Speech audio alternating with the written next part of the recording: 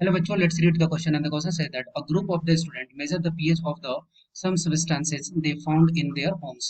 Their results are given in the following table. Okay, and we have the tables, and lot of the data are given. And first question is given: what would the student have used to measure the pH? Second one: which solution is most acidic? Third one: which solution is most alkaline? Fourth one: which solution are neutral? Fifth one: which solution can be used to treat wasp sting? And sixth one which solution can be used to treat bee stings. Okay, discuss करते हैं, सारे question को solve करेंगे, लेकिन इसके लिए सबसे पहले की कॉन्सेप्ट क्या हो जाएगा?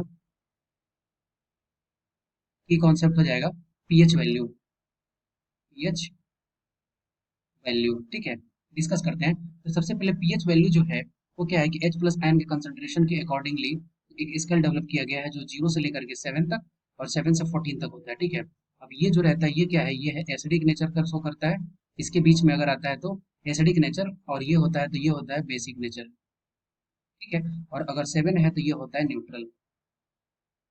ओके, डिस्कस करते हैं। तो अब सबसे पहले क्वेश्चन में पूछ रहा है कि what will be the student have used to measure the pH. अब पीएच के लिए क्या है कि सारे वैल्यू को अगर अलग अलग फाइंड आउट करनी है, उसके लिए बेस्ट ऑप्शन क्या है जब हम लोग यूज करेंगे? Universal indicator. यूनिवर्सल इंडिकेटर,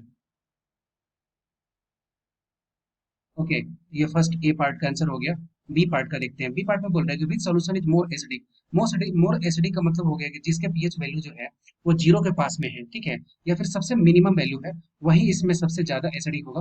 अगर ऑप्शन देखते हैं तो यहाँ पे क्या होगा? लेमन जूस जो है जिसका पीएच वैल्यू कितना है? 2.5। इसका मतलब कि सेकंड का क्या हो गया? ये हो गया लेमन जूस। इसका पीएच वैल्यू कितना दिया है? 2.5, ठीक है। Third one, which solution is most alkaline. इसका मतलब कि पीएच वैल्यू जिसका सबसे ज्यादा हो, तो पीएच वैल्यू सबसे ज्यादा किसका होगा? ये होगा 12 दिया हुआ है। किसका 12 दिया है यहाँ पे?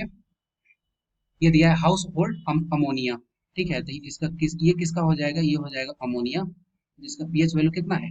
ये है 12, ठीक है। अब बात करते हैं डी के लिए। विच सॉल्यूशन आर न्यूट्रल। न्यूट्रल उसको बोलते हैं जिसका पीएच वैल्यू क्या हो? 7 हो। ये ऑलरेडी हमने डिस्कस कर चुके हैं। तो इसका कौन कौन सा ऑप्शन दिया है? ये दिया है salt and sugar. Salt and sugar, ठीक है।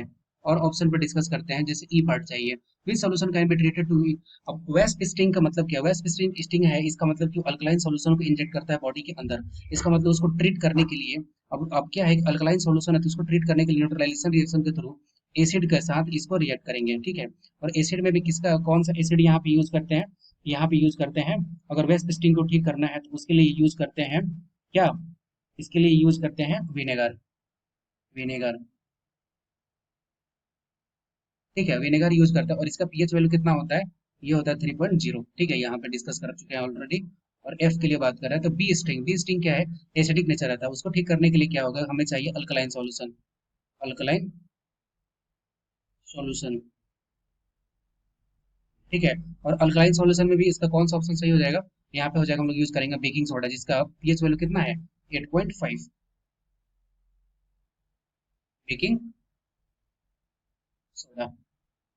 I hope you will be understood it well. Best of luck. Thank you.